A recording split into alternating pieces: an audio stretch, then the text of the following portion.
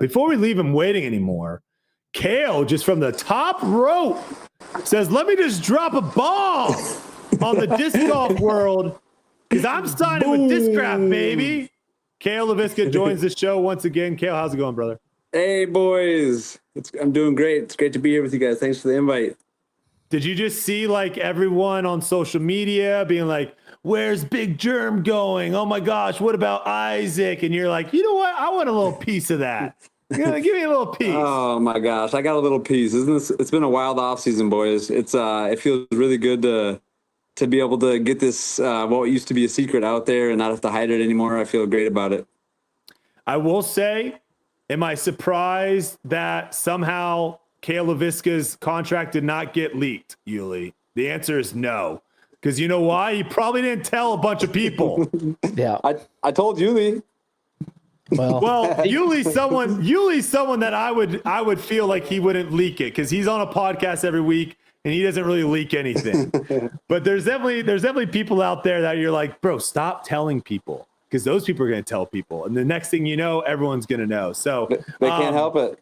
Yeah, no, they want to tell the good news. But yeah, this was one of the these are one of the announcements that I don't know. A lot of people saw it coming, but I know a lot of people were excited about it. So tell me first, kind of like when this started talking, like when did this all happen? How did this come about?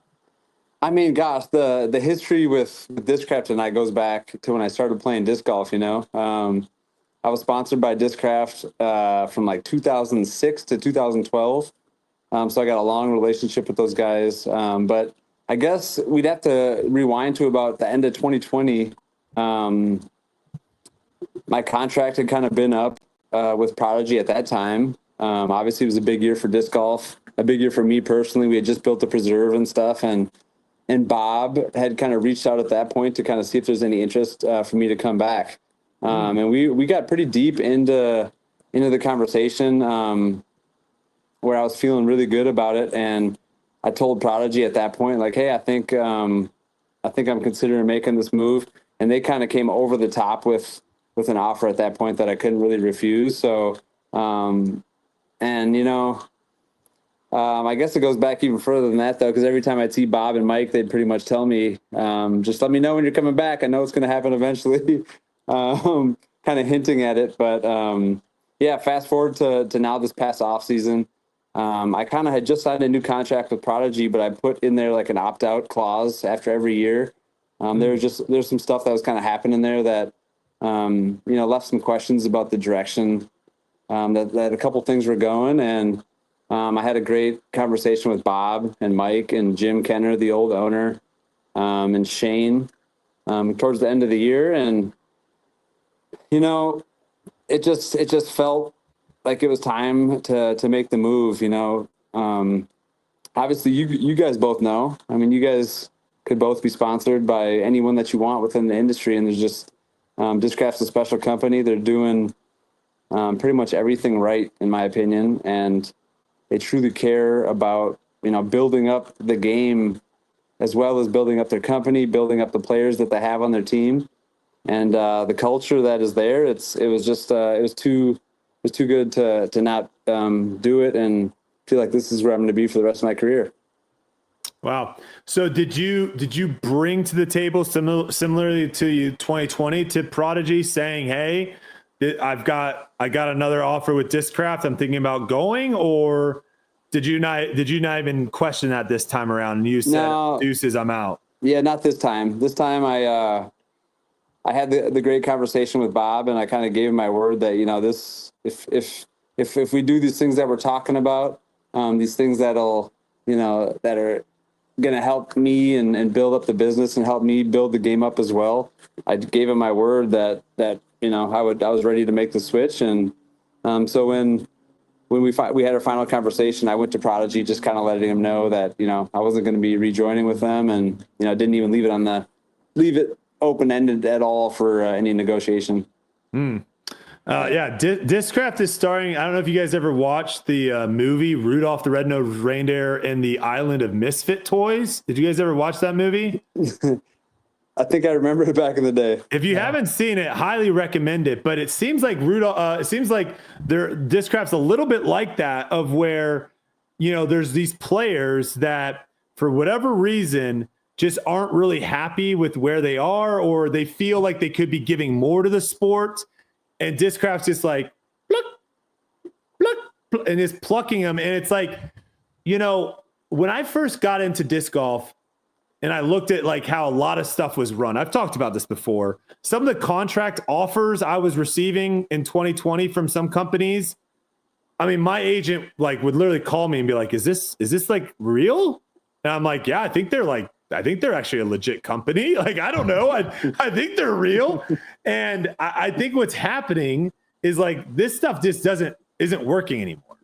Like the way a lot of these companies operate, we're seeing it with, people downsizing, people, firing people. Like we're seeing it all across the board. And it's just something that needed to happen to where disc golf, there's a lot of money in disc golf. And so a lot of things need to be taken professionally and done professionally. And this like handshake stuff and some of this stuff of like, oh yeah, don't worry about it, we'll take care of you a couple months from now. Like that stuff just doesn't fly anymore. And I think certain players are getting tired of it. And especially when you have someone at the table that's like, we're doing it the right way, it puts a lot of pressure on these other companies. Do you kind of feel that of where, like, why would I go somewhere else if I know I'm not going to be treated the right way? Well, I can't really speak on it too much on what a bunch of other companies are doing because I only have the experience with Prodigy and things, that to be fair to them, they always treated me very well. And I was with them for 12 years. But you can just tell the different. Discraft is just a different animal. I mean, the way that they're doing things, it just seems like it's a place like, you saw so many companies had people lose players this year, and Discraft kept their entire team, which was already huge and already a fantastic team, and then they're adding more pieces on top of it, like you just said, some more misfit toys, there's a reason. They're taking risks, and these risks are paying off, and they invest in their players. And just being with Discraft and seeing how they work on the branding with the team and stuff, that was all very eye-opening to me. Something that I kind of I've been building up my own airborne brand for years, but never really put as much thought into it as I needed to. And seeing the way Discraft is doing things is very impressive. I think I think what happens here is it starts at the top, and when you have Jim, you have Mike, and you have Bob, it's a three-headed monster. I mean, you have a really old school mentality from Jim, and then you have Mike, who came up and he helped build the company and kept it afloat during times where we can remember, like Nate Doss was the only player on the team. Like disc golf was not their top priority. It was all about Ultimate and then making the Ultra Star. And they got through that. And then as soon as disc golf boomed, here's the thing. When you have great leaders, they see the writing on the wall and they have innovative ideas. They pick Macbeth up and they sign him to a crazy contract, right? And they really change the sport. And what I've noticed with them is not only did they do that, each year they do something big. Each year they try to push it forward and they don't stop. I feel like a lot of companies play it safe, and they play it safe in the wrong way. And a lot of people kind of get busted if they go too high off of their potential. This is a company that's been around for a long time. They have a nice little egg on the side as well, which is Ultimate, to where their company is going to be successful no matter what, which allows them to take risks. But I believe they're educated risks because of the people that they have in there. Old school idea, like I said. And then Bob, if you ever get a chance to talk to Bob, he's at a lot of tournaments. You go talk to him about anything. He's actually brilliant with this stuff.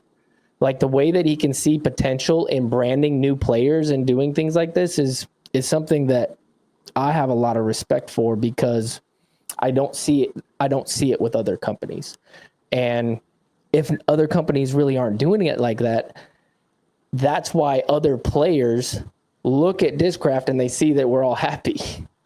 Like you don't see even in their, let's say their company, like you walk in there's offices all around the building. And it's the same guys in the offices, right? You go in there and there's Pat in the one office, and then there's Eric in the one office, and they've been there for years and years and years, which means not only do they look like they're a good company, but you go in there and then their employees who make the discs and who make the decisions, the accountants, all of that, they're all actually ecstatic to be there. Mm. And Yeah, when it was, I've gone it was into wild for me to actually like be there last week and see Pat and Eric, like guys that I knew with my first stint with Discraft 13 years ago. That is pretty astounding. you know what I mean? You don't see that in companies. You really don't. And I've been in other manufacturers' companies, and you go in there and it's like, oh, this is definitely a warehouse, you know. And there, it's just different. I think the company's different all around. And not to just brag about it too much, but I thought I'd get that out there.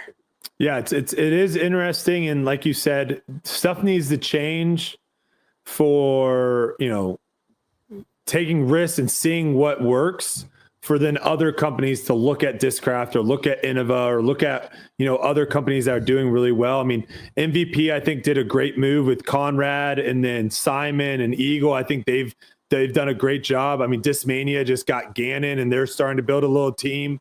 So I think it's starting to come together, you know, because at the end of the day, like, you really don't want just like one company to kind of take over.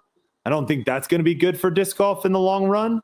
What I would like to see is just like across the board, like certain things just being taken care of.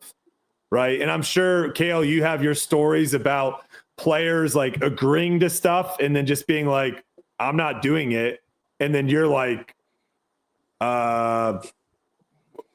so, okay, do we, I mean, we've talked about it, the whole Gannon thing, like Prodigy was not in the wrong for going after Gannon. No. And I've told that to Gannon, like Gannon messed up what he did, but what is the perception of Prodigy after that happened? No, like very few people like took Prodigy's side. No, you know? And so it's like, contracts need to be written a certain way. Standards need to be happening. But again, like, I think certain things happen like that because of the culture that is built around the company. And when you lose respect, like that you see more stuff like that happen. Oh, absolutely. And being the captain of the team, Missy and I can tell you firsthand that we hold our players accountable. And that's the one. Our system is based off of how well do you play, and that's it. There's no favoritism. There's nothing going on like that. It's how well do you play? Did you meet the criteria to do this? And if you didn't, you're not going to be on the elite team. There might be other things that we can do to help you. You know what I mean? Selling some extra discs on the side, giving you more opportunities. We're never going to take opportunities away to our players, but you're going to have to build that up in another way and work really hard in order to do it. And I think that's one thing that really drives players in general is the fact that, oh, I have to work for this. Okay. It's not going to be just given to me year in and year out. That helps an athlete. It really does, because then you have to work. And when you work, you get better. So let's talk about working, because one thing that you said in the announcement video is that you want to get back into competitive play a little bit more. So what sparked that? Where did that come from? I mean, it has never left, Brody. Honestly, I know, you know, since I've met you about 5 years ago, I was kind of playing 3-4 Pro Tour events a year, but you know, and I was shocked. I was like, this guy's incredible. Why is he only playing a couple events? It's just because, you know, you got to understand when Yuli and I started playing and touring together, you know, the money just wasn't there. We did it for the love. And I reached a certain point in my life where I was, you know, I'm 41 years old now. So when I hit about 30, I was like, you know, I gotta set myself up for my future. If I want to have a family, if I want to have a home. So that's what inspired me to kind of, you know, build a foundation at home, and start building up my design businesses and doing stuff like that.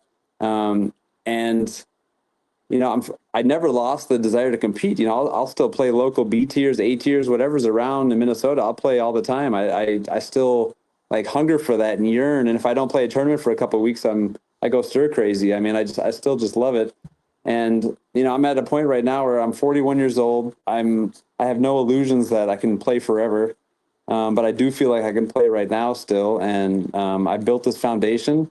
And so I'm going to use these next few years to really recommit myself to at least, you know, trying to make a couple big splashes at a couple big events, you know, play a handful of Pro Tour events every year, try to play the majors, and see what I have left. And, you know, I don't want to be like 50 years old and wishing that I would have played more. So this is the time to do it. And yeah, it's gonna start this year. So is this new deal with Discraft, has this given you a little bit more resources, if you will, to be able to go back out on the road and play more events? No, it's not necessarily that. It's just everything, the perfect storm of it all happening at one time.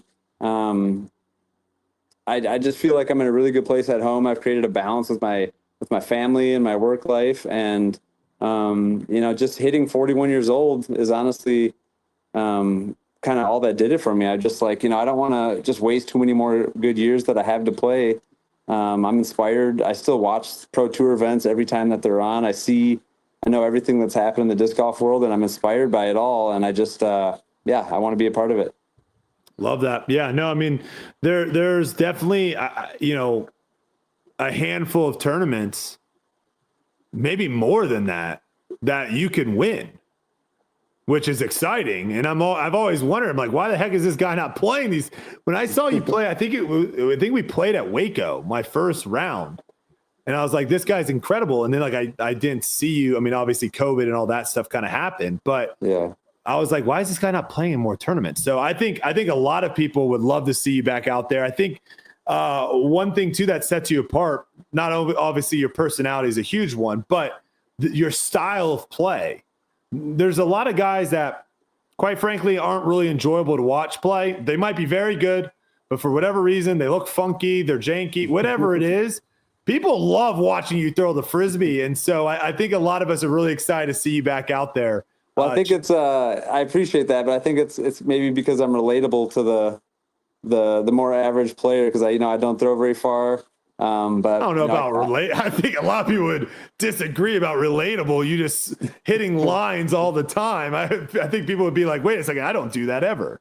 But the distance thing, I see what you're saying. Yeah, and I think my way through a course and try to just minimize mistakes and play consistent. But yeah, I appreciate all the things you said, and I just haven't had that juice in a few years now of being in contention at a large event, and there's nothing like it. It's the last time I probably had it was Waco a couple years ago, and it's a feeling I haven't had in a little while, and I know I can still get there, and I'm excited to try.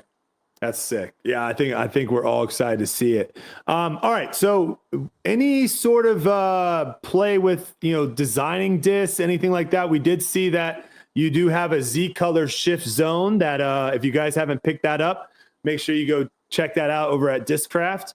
But any like potential designing of new discs, new molds, anything like that with Discraft? I think that there is potential for that to happen in the future, but obviously Discraft has so much stuff going on right now that they're working on. And so maybe that's something that we might try to address next year or something like that. I would be interested. But no, nothing urgent whatsoever. Right now, the only thing that's urgent is me learning these discs. What does that look like? Well, I just got to Arizona today. I drove straight to Vista, throwing all these new discs that Paul just gave me last week. So thank you, Paul. Those nukes are absolutely beefcake bombers, like you said they were. But yeah, I'm playing the Memorial this week, and there's a lot of water holes, and I got a lot of learning to do tomorrow because the tournament starts on Thursday. Is there any discs or anything like that jumping out at you as like this is going to be your kind of bread and butter or anything like that? I mean, I've seen Paul and AB and others throw the Luna for a few years now, and to actually throw that and see, that's a pretty special disc. I've been having a lot of fun with that. I do put a lot of spin on my putters and mid ranges, and I'm able to get a ton of distance out of that thing. Super accurate. So I've really been enjoying that. And then, there's a couple new discs like the Captain's Thrasher, the Venom. Those are absolute bombers that I wasn't really even aware of that I was going to be interested in. And I was throwing those today and throwing them well. It's going to be, there's too many discs. I'll say that because I got to narrow it down and make my bag by tomorrow. Do we have any forehand discs in the bag? Yeah, you might see a forehand zone in the woods, but that's about all I got. Okay, fair enough. Yeah, that's it. I mean, Yuli, is there a more scary course to play with new discs than Fountain Hills? Fountain. No, I mean it's honestly not that scary if it's calm, but as soon as it gets a little windy out there, man, that's one of the most terrifying discs courses in the world, because it's the one course where 17 under par is kind of looking at you right in the face when it's calm out there, and then as soon as it gets windy, you're like, 4 or 5 under par is a good round. And that fountain, that fountain does weird stuff with the wind. I don't know what it is with the water and whatnot. The fountain creates its own wind. It can be dead calm, and that fountain will turn on, and then all of a sudden you'll get a little 15 mile per hour. It always happens right when I get to the peninsula holes too. I swear. It's always when I tee off. I feel like. Of course. I watched 7 groups park hole 1 every single time, and then the fountain turns on right to left crosswind. I'm just trying to throw it in bounds. I was gonna say, hole 1. Is there more terrifying hole to, like, after you've driven 6 hours in the car, you get out, you get a couple of these, like, all right, and you step up and you're like, all right, I think I need to warm up a little before I try to throw this shot. I don't know if it comes through on camera, but hole 1 is like, it's not a fun hole to just start your round on. No, and the thing is you're practicing like 2 miles away. There's no place to warm up. I forgot about that. And so typically too, because it's such a treacherous hole, the tee times are backed up. So you're like, okay, got to get to my tee time. You get there and it's like a 30-minute wait. And now you're like, okay, can't miss my tee time because of the 5-minute rule now. And then you got to wait an extra 30 minutes of not throwing at all. And then of course the fountain turns on, like I said, and then it's like, but in that regard, I think that's one of the funnest courses to play, because if you're not mentally ready for kind of the stress of like losing your disc left and right because of a little breeze here and there's a lot of rollaway possibilities that it really tests your mental ability. If you're not sharp, it'll bite you. The only hole 1 that I can think of is more challenging was that Jones East or whatever. Oh my gosh. Whatever that hole was, silliest hole ever. Where people were just jump putting safe off of because everyone was terrified of going OB on their first shot. Oh my God. I'll never forget, like, they're introducing the world championship. They're like, Eagle McMahon. And he just steps up and he's like jump putts like 100 foot off the first tee. And I'm just like, what? We probably shouldn't be playing this course anymore. I don't know if this is a good world's course. Cale, what about course design? Talk a little bit about that. And are you excited to, have some new basket opportunities? Yeah, people were wondering, are you changing out baskets? I mean, yeah. It's super exciting. That was, something that was definitely on my mind when making the decision. I love the Chainstar Pro. Talking to Bob, that was one thing that we're going to do is, the Chainstar Pros are typically red, and then the Macbeth Foundation courses are all blue. So he was willing to let me choose a color for any the courses that I'm designing. So very cool. I think we decided that we're going to go on a blaze orange.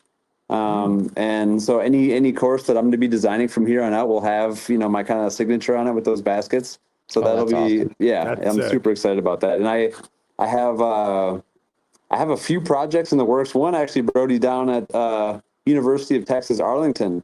Oh, yeah, down in Austin. Yes, sir. No, Arlington. Do they? Oh, I didn't even know they had a campus there. Yeah, they had a campus. So I'm like going a week before Waco and getting started on that project.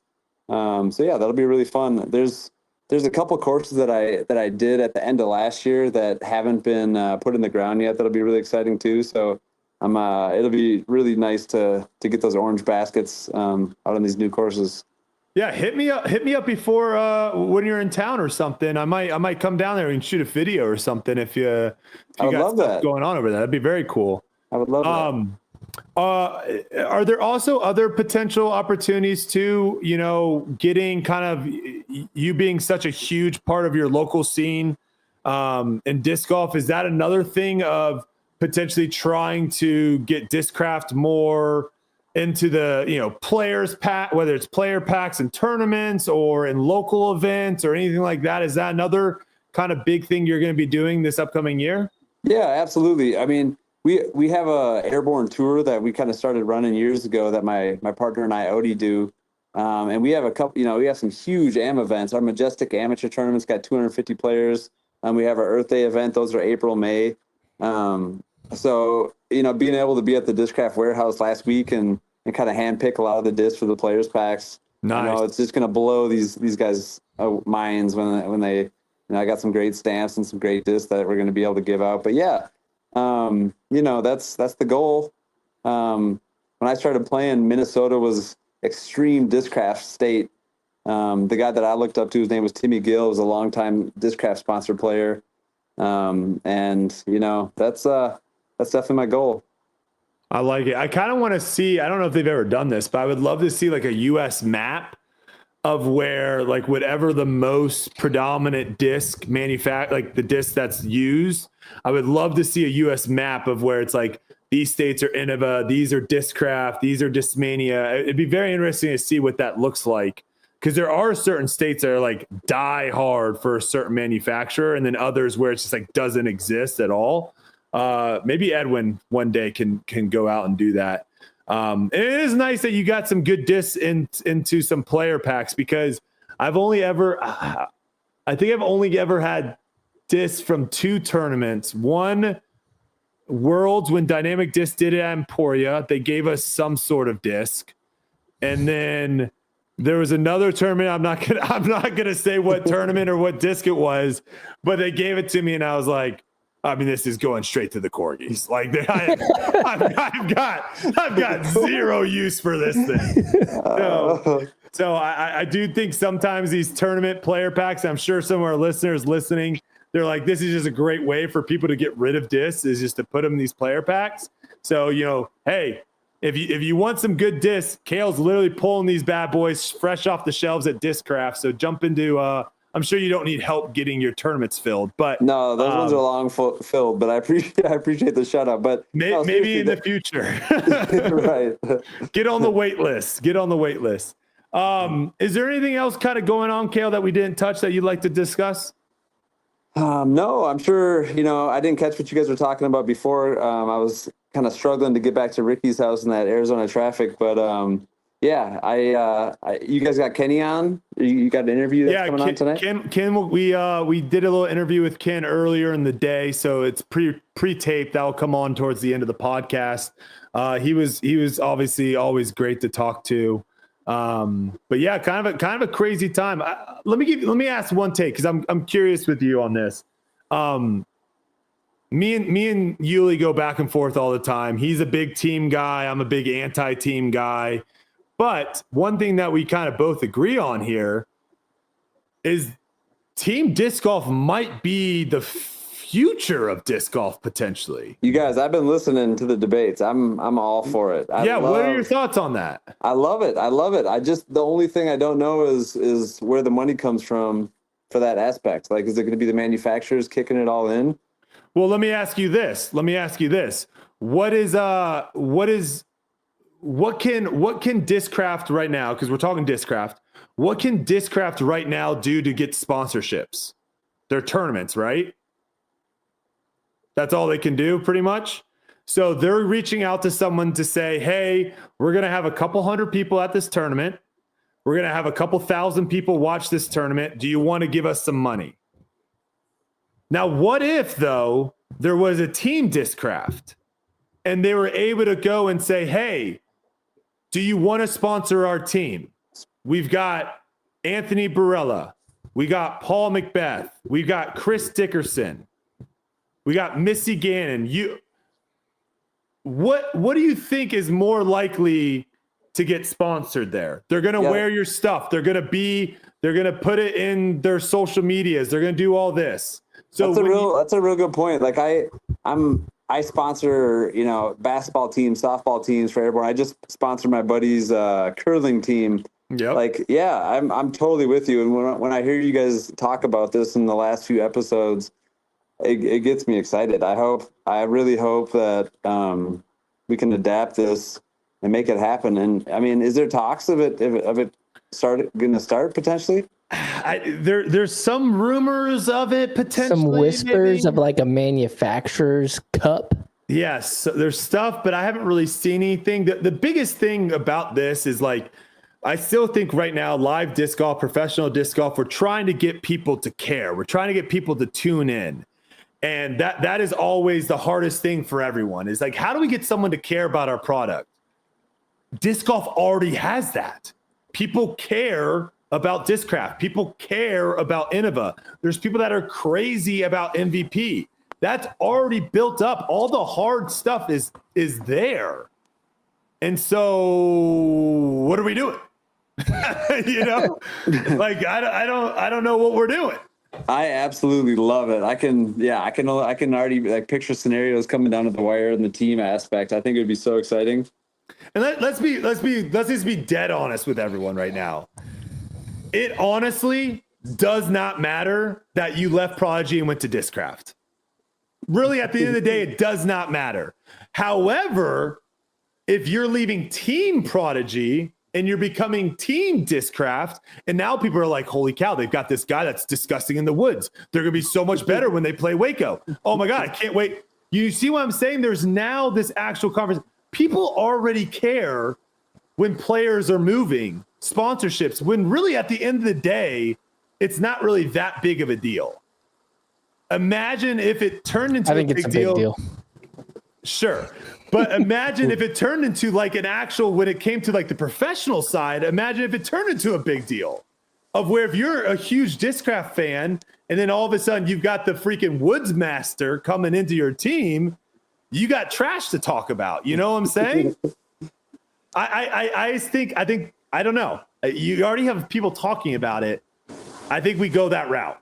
Well, we gotta, I mean, maybe we just gotta start small with the idea and just pick like one event. One event and do it and just show the Pro Tour, show the Disc Golf Network folks how many people are going to tune in. It would be huge. I know it would be.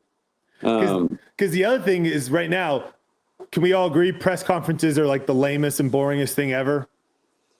Yeah, I think they're bad. I think they get a little redundant. They're bad. Now imagine Yuli having to pick 6 players to play at the first tournament of the event.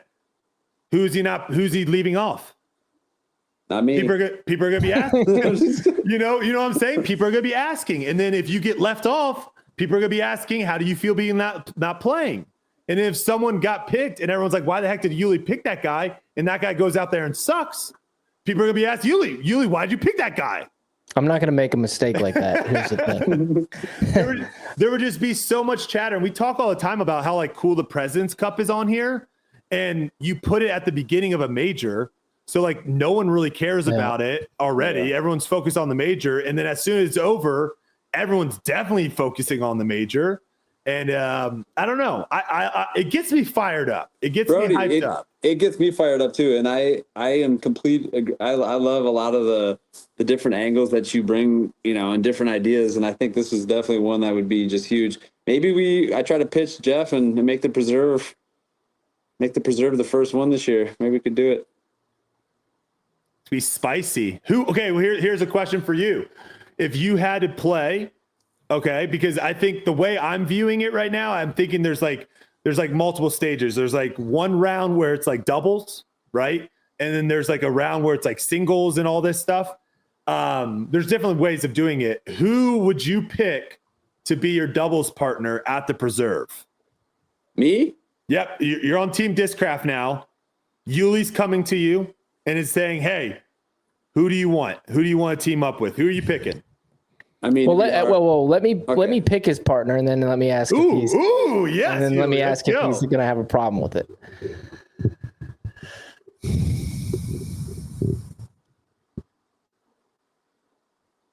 I'm going to pair him up with. Ooh, that's kind of a tough one. I know. It's kind of a tough one. Cale, especially at the preserve. At the preserve. Give me some distance, Yuli. I'm gonna give you that, of course. There's a couple people that bomb. There is a couple people that bomb. I have mine in my head that I think would be perfect.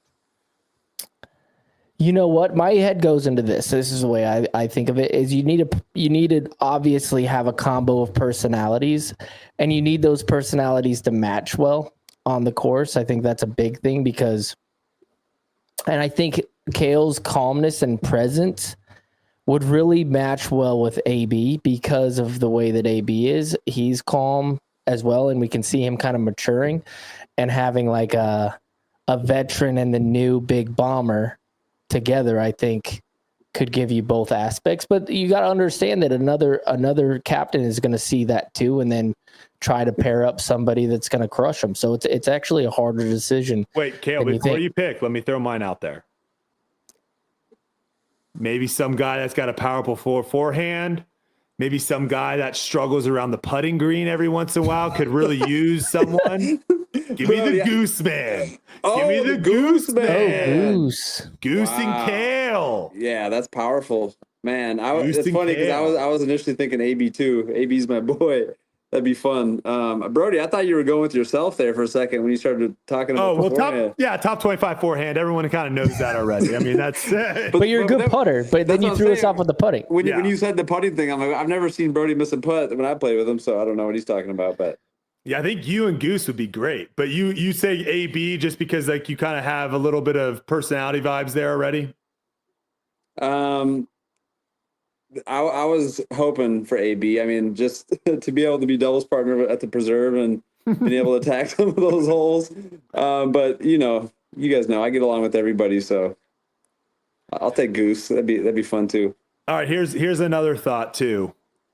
One of the people's favorite videos that we do on tour is worst shot. What if there was a worst shot triples?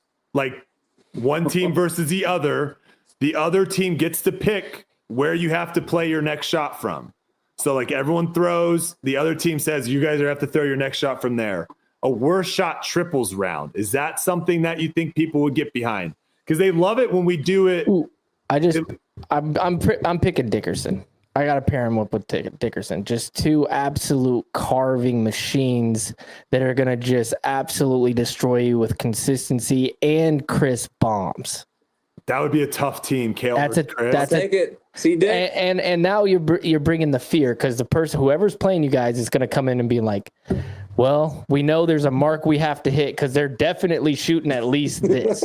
You know what I mean? Well, so do you think you would go? You think you would do it like a match play? I mean, there's going to be different. Like you said, I feel like when I visualize it, it's going to be singles, and I'll be able to pick people to do the singles and pair those up, and I'll also be able to make double. You're using your whole team, right?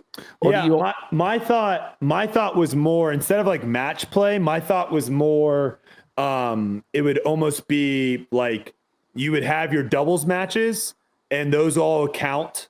They would just like automatic count, and then you'd have like singles, but maybe only like the top 5 of the 7 score. So like if you have 2 guys that have a bad or someone gets injured or something like that, it doesn't destroy your team. And but match play, obviously. Yeah. Final round match play. There's so many different ways of doing it. And I think, man, I love alternate shot dubs. I feel like that's such a true doubles format, great for camaraderie, and it's tough. That's a lot of pressure.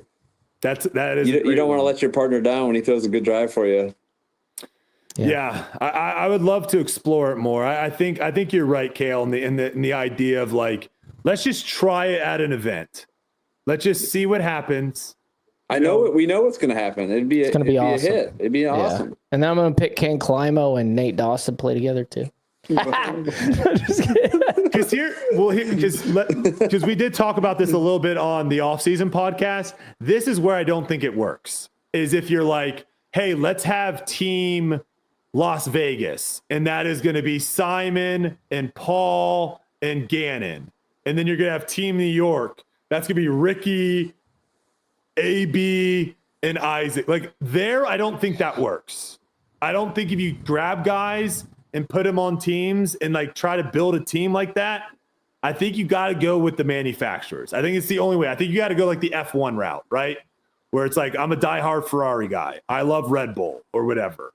I don't know. I think you can make sick gear, sick merch from it. I think also it helps a lot with some of the maybe guys that can't move plastic by themselves by being attached to a really solid team and having some like team disc or like some doubles disc, there's, I don't know. I think there's a lot of endless possibilities. I would love to see it. So, sorry, I didn't mean to interrupt your triples thing, but it dawned on me that Dickerson's kind of the man. The triples might take look too at long. what I'm wearing his shirt right here. It might, the more I think about it, the more I think it might be have to be like worst shot doubles, because worst shot triples could be that might get a little sloppy. That might be a long round. But yeah, we'll see what happens, man. I think the worst thing they could do right now is just be complacent and try to do the same old and say, hopefully this year it works. Hopefully this year something happens. You know, one of the best things you can do too is a match play tournament. And I don't think they did that in the right way. The last time they did it, they picked like the top 12, like, okay, you got the top 12. There's no stories behind that. You know, if you do it on like a match play tournament at like a De La Viega or something to where anything can happen, like there's a lot, you know, you can have a really a storybook player who nobody really knows about. He's a local guy, but he knows the place. And the first round, he's up against Gannon and he takes him down. You know what I mean? And he moves on to the next round. And there's just a lot of like storytelling that can happen with match play at courses like that, because it's not a guarantee. You take a 7, who cares? Yeah. You know what I mean? Like it doesn't count. It's just hole to hole to hole. And I think that those are some of the best ones or best tournaments to watch, especially in traditional golf with the President's Cup and the Ryder Cup. Yeah. Well, yeah, it's not cumulative score. You know, the shot making that people would go for would be so exciting for viewers to watch. Well, I think it's got to be on the right course, though, right? Yeah, I think so. I think the second I get off this call, I'm calling Jeff Brody. All right. Pet peeves. You got any new pet peeves for the people? Anything driving you crazy? You know, I do have a pet peeve. I play a lot of local tournaments. I know Yuli plays a couple, so he can relate to this a little bit. But, you know, you come off the course after having like a not great round. And you got a couple random local guys coming up to you being like, what'd you shoot? And you tell them, and they're like, yeah, if I would have made one more putt, I would have tied you, or, you know, and I'm like, no, yeah, I played perfect all around. Nothing went wrong. But yeah, no, just some local razzing. That's always fun. So is that worse or better than finishing a round and you played terrible? You're in a really bad mood. Someone asks you how you played, and you're like, I shot this or whatever, and they're like, oh, that's so much better than I could have done. What's worse? That might be worse. And it's funny because whenever people ask me that and I'm not in a good mood, I'm just like, not good. Yeah. Not good, man. I don't want to talk numbers. What do you guys think about that? Like, at what point are you supposed to tell a little fib, you know, to make people happy? Like, you're sitting there, I've had several rounds like that where I just had the worst round of my life, and they're like, how'd it go? Are you supposed to be like, hey, you know what? I had fun. That's the number one thing, is having fun. Or are you allowed to be like, man, it didn't go great? Because I try to take the route of like telling the truth, and sometimes it bites me in the butt, you know, with fans, for me to be like, yeah, I don't want to talk about it. I didn't play good, and you can kind of put some people off. And I struggle with that personally, to where am I supposed to be like, hey, you know what? I'm out here playing disc golf. Things could be worse. You can also take that route, which is also true. But, you know, as an athlete in the moment, like, those are tough things to kind of deal with. Well, yeah. Go ahead. Well, we care so much, you know, when we're out there playing, you know, when things are not going our way and you get done with the round, it's hard not to be emotional. I mean, I think it's only natural. I don't think you should try to like hide that, because that's the reality of what we're dealing with out there. Yeah. Sometimes it's tough. So I think too, where disc golf, and it has changed, right? There's from the tournament that I played and Waco in 2020 versus the tournaments now, they have drastically changed, and some tournaments are way better than others. You know, there are still some tournaments where you get out of your car and there's like someone there waiting for you, where you're just like, this person probably shouldn't be in the player's parking lot, but it is what it is.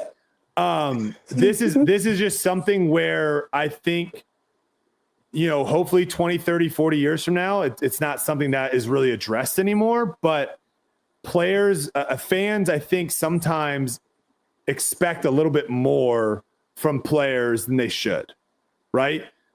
At the end of the day, all the players should really do, if they want to go above and beyond, that's great. And those are probably the ones that, maybe sell more discs and are maybe more popular. But at the end of the day, you're paying money to go watch them play disc golf, and that is it. They don't owe you anything before the round. They don't owe you anything after the round. And I think in some of these other sports that you watch, like if you go to an NFL game, Cale, are you expecting to have words with the starting quarterback after the game? Obviously, no. I gotta figure out what happened last night. I'm just kidding. You know what I'm saying? Like no other really professional sport that is, established are you expecting when you go to the game to actually have an interaction with them.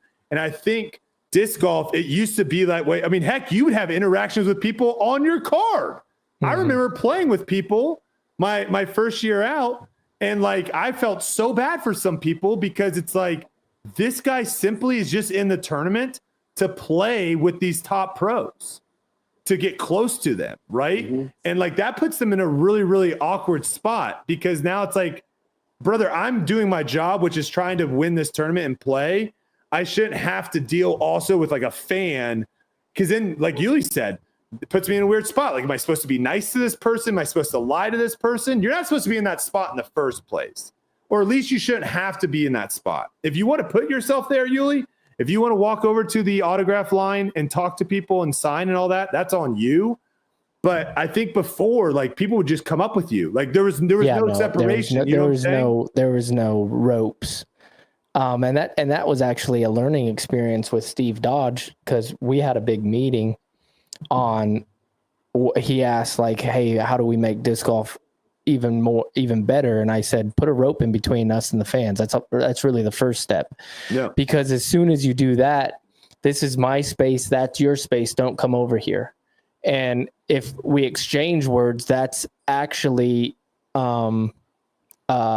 extra. That's an extra thing that you get, because these guys, us over here, we have a second and we can have that small interaction or something. But the privacy right there, now you're actually paying for something instead of just walking over.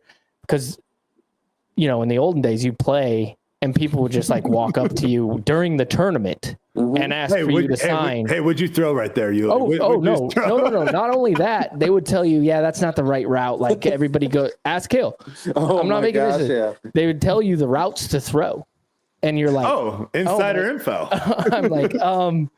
I'm like in the middle of something right here. Like, you know what I mean? And so the rope actually helps a lot. And there's little things like that you can do. And I'm not saying like I want to like completely negate everybody and nobody matters. But it makes it more important. The athlete needs to be important because you're paying for something. That's why in traditional golf, if you show up in the player's parking lot and you're sitting outside of his window, you can get arrested. Like that's the reality of the situation. Like you're a stalker at that point. You know what I mean? You can't run out on the field ever at a professional event. And let me push back a little bit. We got a commenter on here. Mike Thomas just said, I do think players owe a visit to the autograph tent after the rounds most of the time. Disc golf is not established yet, needs the interaction. I agree to an extent.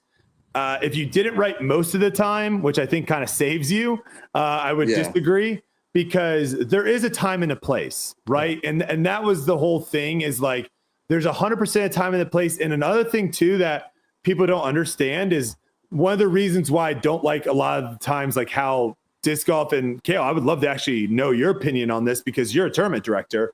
One of the things I can't stand is as soon as someone taps out their putt, they immediately get handed a trophy. They immediately get like a microphone in their face, and they have no time to like actually understand the moment and really put themselves in a spot. And that's where it's like the way that they have it set up currently, of where there is an autograph spot, you can go to it if you want. You don't have to go to it. It gives players at least the time to like, hey, you know what? I need to decompress. I need to think about some things, and then I'm going to come back to the autograph, versus feeling like they have to go to it right after their round. Yeah. And so that's what I'm thinking. And what are your thoughts on that? What's with the deal of like the hurry of getting players? We don't have another program. It's not like we're ending our program at a certain time to get another program on air. Like, what are your thoughts on getting a microphone in someone's face right after they win? Yeah, I think that's just, for DGN, they got the viewers there right then. And so that's how it's traditionally been done the last few years in disc golf. But obviously, you're coming from other sports backgrounds where golf, they go back into the locker room and change. Let it breathe a little bit. And then they come out. Typically, they actually do have the microphone kind of right in their face lately, right after, but they don't do the award ceremony till after. Hey, and boys, I just got to say something. I was not very prepared. I'm down to 1% battery life. And so that's perfect. I just want to say, just want to make sure I don't get cut off from you guys. And I'm actually going, Paul's mom is taking Ricky and I out to dinner tonight. Very nice. So you should be here.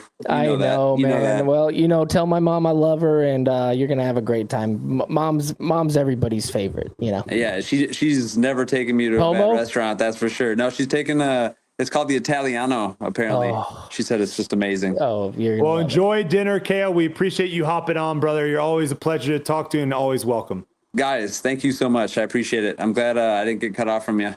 Yeah, my phone died. All right, brother. Take it easy. Bye.